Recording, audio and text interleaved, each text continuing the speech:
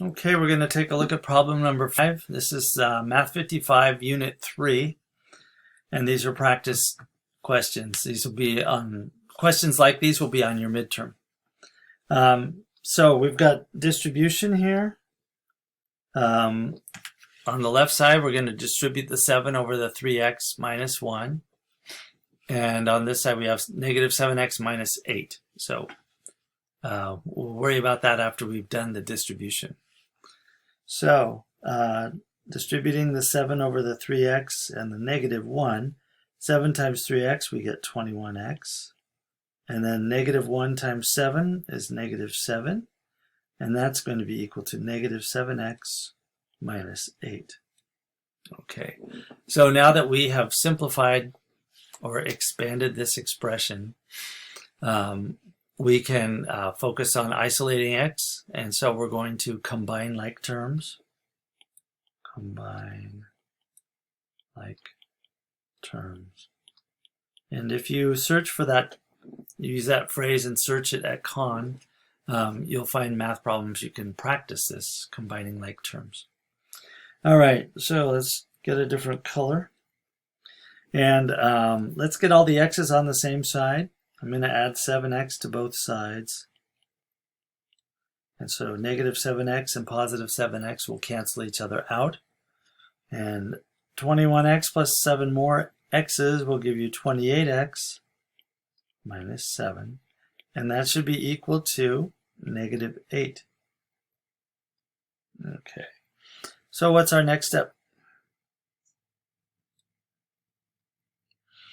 That's right. We're going to combine the constants. And we're going to add 7 to both sides, which will eliminate the negative 7. So we have 28x, we're one step closer, and that's going to be equal to negative 8 plus 7. So the signs are different. The difference between 8 and 7 is 1, and 8 is larger than 7, so we're going to use the sign from 8. It leaves negative 1. 28x is equal to negative 1. What's the final step? Divide both sides. You're always wondering what's happening to the x. In this case, x is being multiplied by 28. So we're going to do the inverse operation, and we're going to divide it by 28. We have to do that to both sides. So 28 over 28 leaves 1x, or just x, and that's going to be equal to negative 1/28. And if you multiply that back in, substitute it in up here at the top. Oops. Sorry about that. Substitute that negative 1/28 here and here. This should work out to be true. Should we try that?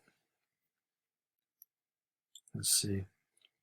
7 times 3 times negative 1 over 28 minus 1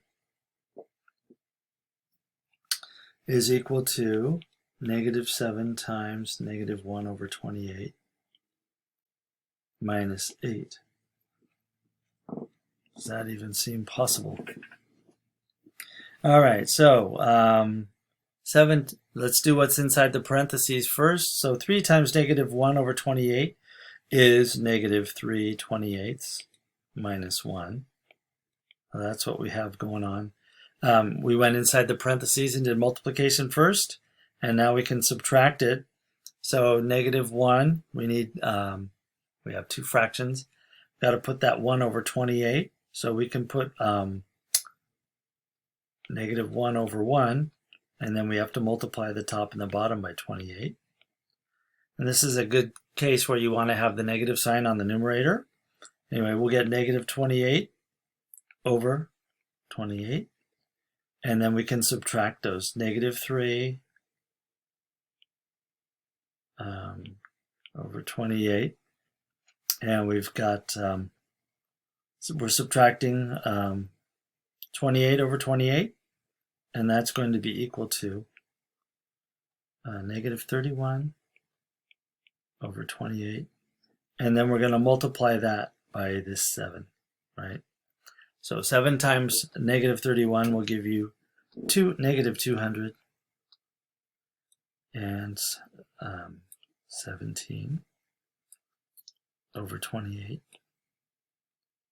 And let's see if we wind up with the same number here. Negative 7 times negative 1/28. I'm going to work up here. We'll get negative 7 over 28 minus 8. And in order to put 8, to subtract this, we need to have, we're going to put 8 over 1, and then multiply the top and the bottom by 28. And so that gives us 8, there's 64. Carry the 6, 16 plus 6 is 224 over 28. Subtracted from 7 over 28. Negative 7 over 28. And let's check our work.